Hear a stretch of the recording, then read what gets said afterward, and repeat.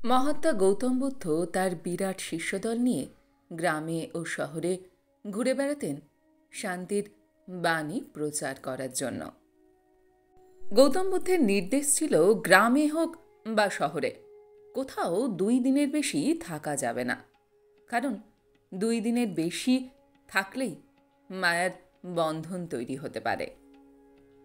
অনেক সময় বৌদ্ধ সন্ন্যাসীরা শান্তির বাণী প্রচার ও ভিক্ষার জন্য অনেক দূরের গ্রামে বা শহরে যেতেন। আশ্রয় নেওয়ার জন্য কোনো বাড়িতেও তারা থাকতেন কখনো কখনো। তবে তারা সকলেই বুদ্ধের নীতি মেনে চলতেন। মাত্র 2 দিনের বেশি এক জায়গায় তারা কখনোই থাকতেন না। শুধুমাত্র বর্ষার সময়ের জন্য গৌতম বুদ্ধের নির্দেশ ছিল বর্ষার 2 মাস প্রয়োজনে একই জায়গায় থাকা যেতে পারে, কারণ বর্ষার সময় পায়ে হেঁটে জঙ্গলের রাস্তা দিয়ে এক জায়গা থেকে অন্য জায়গায় যাওয়ার খুবই অসুবিধার ছিল এবং সেটা খানিকটা বিপজ্জনক ছিল।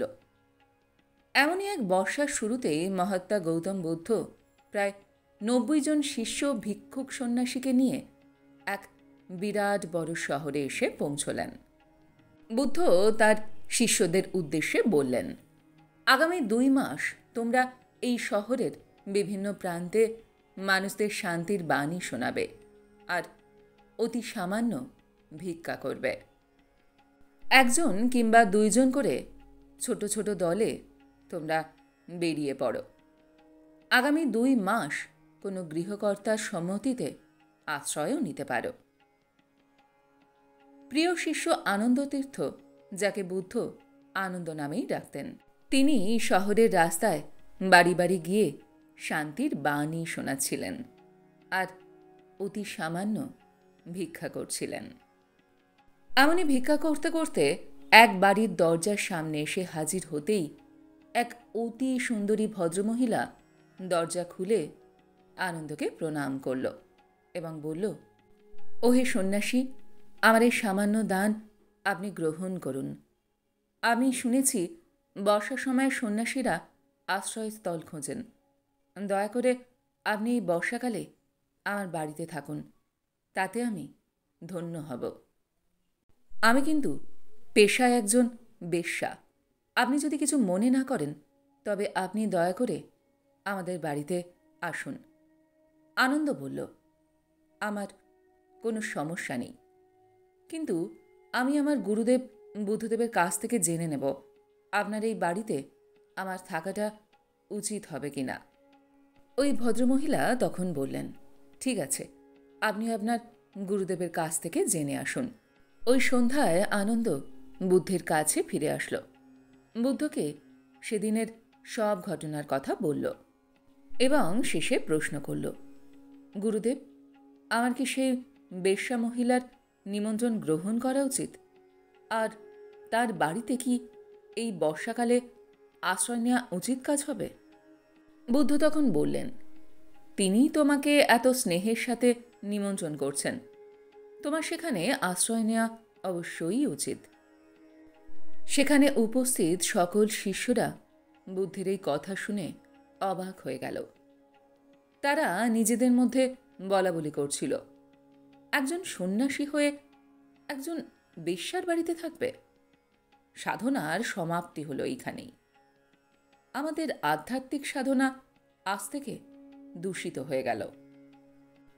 বুদ্ধ শিষ্যদের কথা শুনতে পেয়ে বলল, তোমরা অযথা দুশ্চিন্তা করছো কেন?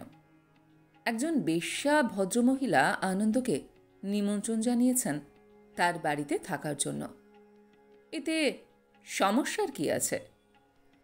একজন শিষ্য তখন বলল, তবুও গুরুদেব, আরও একবার কথাটা ভেবে দেখলে হতো না? বুদ্ধ তখন বললেন, আমি জানি আমরা যে সাধনার মার্গে আছি তা হল খুবই উন্নত মার্গ। এই বিশ্ব সংসারে চিরসত্যের ওপরে আর কিছুই নেই। তোমরা বলো, সেই বেশ্যা ভদ্রমহিলার জীবনের মার্গ কি আমাদের চাইতেও উন্নত? এই কথা সত্য যে তার জীবন দর্শন আর মার্ক যদি আমাদের চাইতেও উন্নত হয়, তবে আমিও আনন্দের সাথে সেই ভদ্রমহিলার কাছেই আশ্রয় নেব। পরের দিন আনন্দ বুদ্ধকে প্রণাম জানিয়ে সেই মহিলার বাড়িতে বর্ষাকালীন আশ্রয়ের জন্য চলে গেলেন। এদিকে প্রচণ্ড বৃষ্টির জন্য ঠান্ডা বাড়ছিল। মহিলাটি আনন্দকে একটি গরম কম্বল দিল। সকাল, দুপুর, রাত্রে গরম গরম সুস্বাদু খাবার রান্না করে আনন্দকে সেবাও দিচ্ছিল। প্রতি সন্ধ্যায় মহিলা গান করে সন্ন্যাসী আনন্দের সামনে নৃত্যও করলেন। পথ চলতি মানুষজন আর প্রতিবেশীরা নাচ আর গানের আওয়াজ পেয়ে সমালোচনায় মত্ত হয়ে উঠল। এখন সবাই বলতে শুরু করল, সন্ন্যাসীর সাধনা হয়ে গিয়েছে, সন্ন্যাসী এখন বেশ্যার প্রেমে পড়েছে। এইভাবে কিছুদিন যাবার পরে সেই বেশ্যা মহিলার বাড়ি থেকে আর কোনো গান অথবা নাচের শব্দ আর কেউ শুনতে পাচ্ছিল না।